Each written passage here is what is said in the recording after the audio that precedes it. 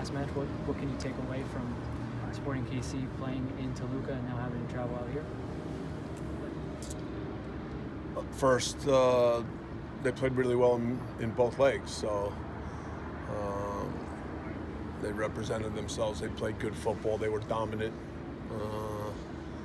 and now they move on to the next round. And we knew that going into this thing that Kansas City was taking it very seriously, and it showed in the way they went about things against Toluca.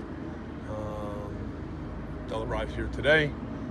They've got a lot going on because they also then will need to turn around quickly and be in Panama for the match on Tuesday. So that part of the schedule is difficult.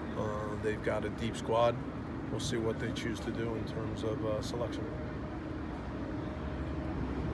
What would you assess Carlos Vela right now as far as where he stands in form, physical fitness that is? I thought the first half against Vancouver the other day, he was really good.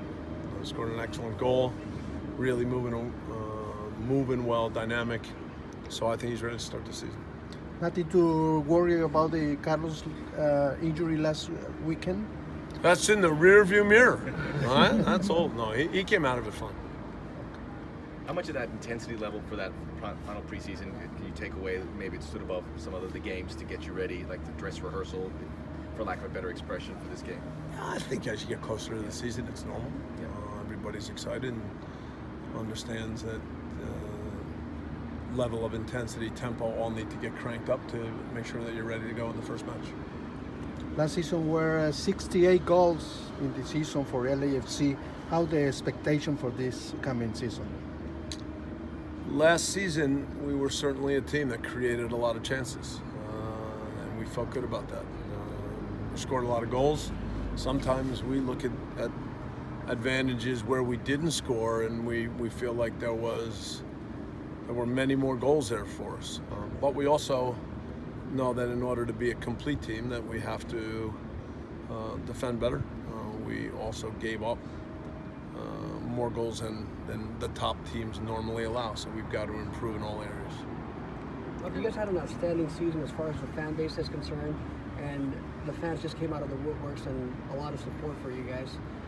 What is is there any kind of locker room talk about the fan base, and are you players saying anything about that?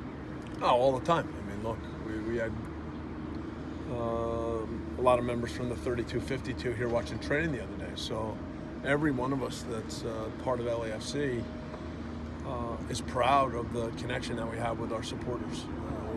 When we walk into the stadium and we see them and when we hear them, we appreciate how much they bring, and we always want to make sure that they know that. So yeah, we're incredibly lucky to have the connection with our supporters that we have.